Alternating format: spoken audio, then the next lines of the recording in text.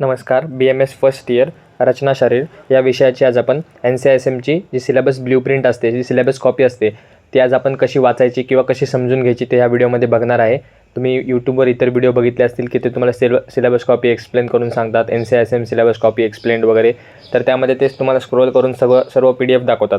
तर इथे तुम्हाला त्याची आवश्यकता सध्याच्या घडीला तर नाही आहे. तर तुम्हाला जे महत्त्वाच्या गोष्टी आहेत त्या सर्व मी तुम्हाला इथे दाखवणार आहे.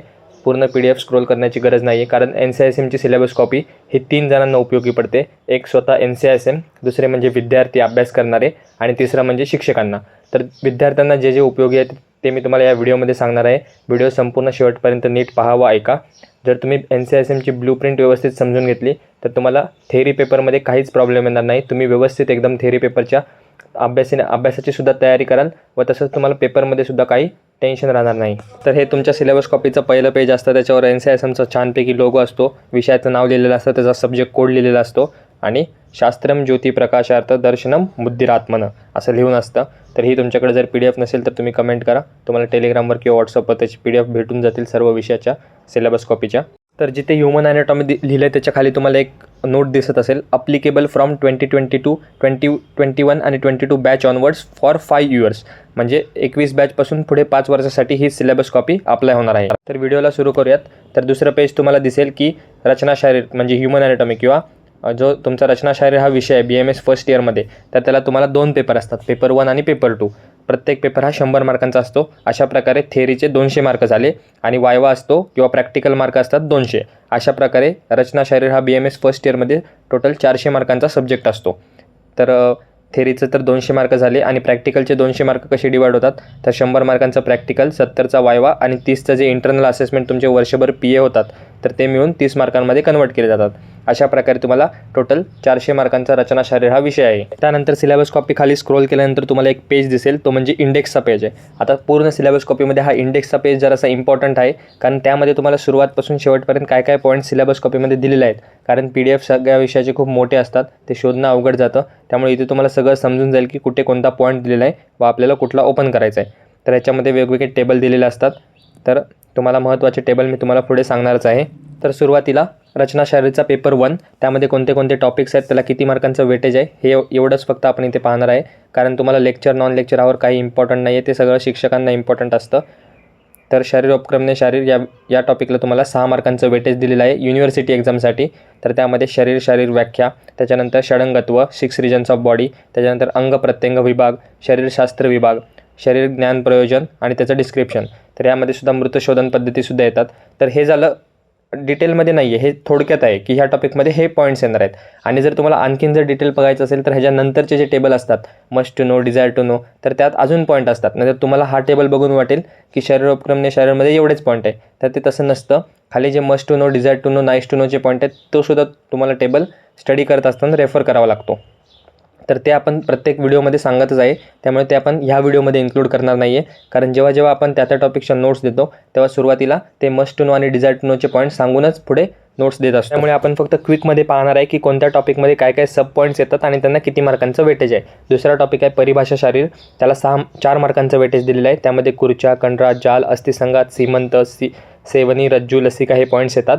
तर हा आपण खूप म्हणजे ह्याच्यात एवढं जर तुम्हाला दिसत असेल खूप आहे, पण आपण हे सर्व एका पेजमध्ये कव्हर केलेलं आहे. त्याचा व्हिडिओ तुम्ही यूट्यूबवर पाहू शकता.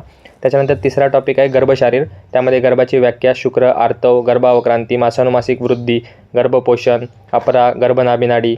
तर हे सर्व मिळून तुम्हाला 15 मार्कांचं वेटेज आहे गर्भशारीरला. त्यामुळे गर्भशारीर हा रचना शारीरमधला पेपर 1 मधील थोडासा जास्त वेटेजचा टॉपिक असल्याने त्याला व्यवस्थित कव्हर करा. एक्झाममध्ये ते तुम्हाला मॅक्झिमम मार्क्स देऊन जाईल. त्यानंतर चौथा टॉपिक आहे अस्थिशारीर, त्यामध्ये अस्थिची संख्या, स्वरूप, प्रकार ते सर्व, त्याला 4 मार्कांचं वेटेज दिलेलं आहे. नेक्स्ट आहे संधी शारीर. संधी शारीरमध्ये तुम्हाला संधीची व्याख्या, प्रकार, त्याचं महत्त्व हे सर्व तुम्हाला 4 मार्कांना दिलेलं आहे युनिव्हर्सिटी एक्झामसाठी. त्यानंतर स्नायू शारीरमध्ये सुद्धा ते सेम पॉईंट्स, 3 मार्कांचं वेटेज आहे. पेशी शारीर 3 मार्कांचं वेटेज आहे. त्यानंतर केश, दंत, नख शारीर ह्याला 4 मार्कांचं वेटेज आहे. आता हे जे 3, 4, 5 मार्कांचं वेटेज आहे, 5 ठीक आहे, पण 3, 4 मार्कांचं वेटेज आहे त्याला तुम्हाला MCQच्या दृष्टीने स्टडी करायचं आहे. चुकून एखादा याच्यावर SCQ येऊ शकतो, पण तुम्ही त्याला MCQच्या दृष्टीने स्टडी करा आणि 5 किंवा 5पेक्षा जास्त मार्काला तुम्ही SAQ आणि LAQ दोन्हीच्या दृष्टीने अभ्यास करा. त्यानंतर एम्ब्रिओलॉजी, त्याच्यामध्ये त्याची definition, branches, embryo, foetus, fertilisation, germ लेअरचं फॉर्मेशन किंवा मग मंथ वाईज डेव्हलपमेंट असेल, foetal circulation, placenta, umbilical cord formation. तर हे सर्व टॉपिक्स जेवढे टॉपिक दिलेले आहेत तेवढे सर्व तुम्हाला 5 मार्कांचं वेटेज दिले, म्हणजे SAQ येण्याचे चान्सेस आहेत. ते तर पुढे आपण डिटेलमध्ये बघणार आहे की कोणत्या टॉपिकवर SAQ येणार आहे, कोणत्या टॉपिकवर LAQ येणार आहे. सर्व सिलेबस कॉपीमध्ये दिलेलं आहे. फक्त तुम्ही नीट ती समजून घ्या आणि त्यानुसार अभ्यास करा. तुम्हाला खूप म्हणजे सोपं वाटेल, सर्व विषय सोपे वाटतील. युनिव्हर्सिटी एक्झामची कोणतीही भीती राहणार नाही. त्यानंतर ऑस्टिओलॉजी या टॉपिकला 12 मार्कांचं वेटेज दिलेलं आहे. म्हणजे इथे क्लिअर आहे की तुम्हाला एक LAQ याच्यावर येणारच आहे. त्यामुळे ऑस्टिओलॉजीमध्ये जे बोन्स येतात ते व्यवस्थित स्टडी करा. काय कॉमन फॉर्मॅट असतो, कसा सिक्वेन्स असतो बोन लिहिण्याचा, ते सर्व तुम्हाला कळून जाईल. त्यानंतर आर्थ्रोलॉजी म्हणजे जॉईंट्स, सेम जसं ऑस्टिओलॉजी आहे तसं आर्थ्रोलॉजी, त्याला 10 मार्कांचं वेटेज दिलेलं आहे. त्यानंतर नेक्स्ट आहे मायोलॉजी म्हणजे मसल्सचा स्टडी. त्याच्यामध्ये त्याचे स्ट्रक्चर, मसलचे टाईप्स, त्यांचं ओरिजन, इन्सर्शन, क्लिनिकल ॲनाटॉमी, हे सर्व 4 मार्कांचं वेटेज दिलेलं आहे. शक्यतो ह्याच्यावर SAQ नाही येणार, पण आला कधी येऊ शकतो. असं तुम्ही समजू नका की 4 मार्क दिलेत मग SAQ 5 मार्काचा असतो मग हा येणार नाही, तसं तुम्ही गृहीत धरू नका.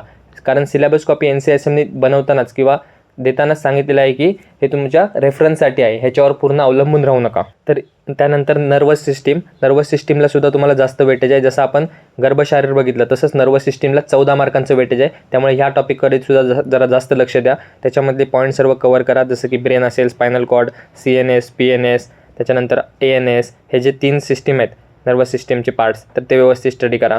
त्याच्यानंतर CSF एकदा नीट बघून घ्या, त्याच्यावर SAQ विचारतात. तर ते डिटेलमध्ये मी तुम्हाला, जर तुम्ही चॅनल सबस्क्राईब केलं नसेल तर चॅनल सबस्क्राईब करा.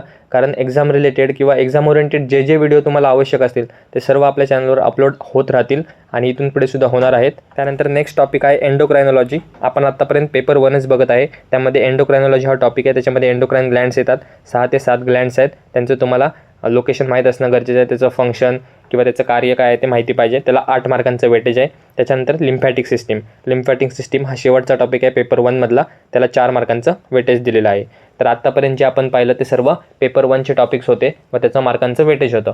पुढच्या नेक्स्ट व्हिडिओमध्ये आपण पेपर 2चं सुद्धा सेम असेच पॉईंट्स पाहणार आहे. फक्त पेपर 2मध्ये काय काय वेगवेगळे गोष्टी आहेत किंवा जो सिलेबस आहे त्यानुसार आपण बघणार आहे. पण तुम्हाला सेम एक्सप्लेनेशन पेपर 2चं सुद्धा मिळून जाईल. त्याचासुद्धा व्हिडिओ लवकरच अपलोड होईल. पण तुम्ही आता सध्या पेपर 1कडे लक्ष द्या. तर आता हे तर झालं की आपण सिलेबस बघितला, त्याचं वेटेज बघितलं. आता पेपर कसा असतो हे तर तुम्हाला माहिती, तुम्ही कॉलेजच्या first term second term exam दिल्याच असतील. परंतु पेपर 1 थोडक्यात कसा असतो ते बघून घ्या. 20 MCQ असतात, मल्टिपल चॉईस क्वेश्चन असतात, 20च्या 20 कंपल्सरी असतात, त्याचे तुम्हाला 20 मार्क असतात. त्यानंतर शॉर्ट आन्सर क्वेश्चन म्हणजे SAQ तुम्हाला 8 असतात, प्रत्येकी 5 मार्क, 8 पंचे 40 मार्क तिथे SAQला असतात. आणि शेवटी तिसरा प्रश्न असतो लॉंग आन्सर क्वेश्चन. तर त्यामध्ये तुम्हाला 4 लॉंग आन्सर क्वेश्चन असतात, प्रत्येकी 10 मार्क, 40 मार्क, असे मिळून MCQचे 20, 40 असे मिळून तुम्हाला 100 मार्काचा थेअरी पेपर, रचनाशास्त्राचा पेपर 1 असणार आहे. तुम्हाला 3 तास वेळ असेल आणि सगळे क्वेश्चन्स कंपल्सरी असतील. तर अशा प्रकारे पेपरची लेआउट असेल. आता वळूयात व्हिडिओच्या मेन मुद्द्याकडे किंवा मेन, जर तुम्हाला पेपर समजून घ्यायचा असेल तर हा टेबल खूप इम्पॉर्टंट आहे. ह्या टेबलवरून बऱ्यापैकी गोष्टी क्लिअर होतात. तर जसं आपण बघितलं शरीरोपक्रमणे शारीर आणि परिभाषा शारीर, ह्याला मिळून 10 मार्कांचं वेटेज आहे. सेपरेट वेटेज तर आपण आधी पाहिलंच आहे. तर ह्याच्यात 10 मार्कांचं वेटेज आहे. त्याच्यावर तुम्हाला MCQ, SAQ आणि SAQ असे 2च प्रकारचे प्रश्न येणार. म्हणजे ते टॉपिकचा अभ्यास करत असताना तुम्हाला त्या दृष्टीने अभ्यास करायचा आहे. त्याच्यानंतर गर्भशारीर आणि एम्ब्रिओलॉजी, तर हे दोन्ही मिळून तुम्हाला 20 मार्कांचं वेटेज आहे. म्हणजे गर्भशारीरचाच मॉडर्न पार्ट आहे तो म्हणजे एम्ब्रिओलॉजी. तर हे 20 मार्कांचं टॉपिक आहे. त्याच्यावर तुम्हाला तिन्ही प्रकारचे प्रश्न आहेत, MCQ, SAQ, LAQ. त्यानंतर अस्थि शारीर आणि ऑस्टिओलॉजी म्हणजे कोणताही बोन असेल तर त्याचा आयुर्वेदिक पार्ट, हे मिळून तुम्हाला 16 मार्कांचं वेटेज दिलेलं आहे. त्याच्यावर सुद्धा तुम्हाला MCQ, SAQ, LAQ अशा तिन्ही प्रकारचे प्रश्न विचारले जाऊ शकतात. त्यानंतर नेक्स्ट आहे केशदंत नखशारीर किंवा पेशीशारीर आणि मायोलॉजी, हे 3 टॉपिक मिळून 11 मार्कांचं वेटेज आहे. ह्याच्यावर फक्त MCQ आणि SAQ विचारले जातील. त्यानंतर संधिशारीर, स्नायूशारीर आणि आर्थ्रोलॉजी म्हणजे जॉईंट्स, थोडक्यात जॉईंट्स आणि स्नायू, ह्याच्यावर 17 मार्कांचं वेटेज आहे. त्यावर तुम्हाला तिन्ही प्रकारचे प्रश्न म्हणजे MCQ, SAQ, LAQ विचारले जातील. सेम तसंच नर्वस सिस्टीमसाठी 14 मार्कांचं वेटेज, तिन्ही प्रकारचे प्रश्न.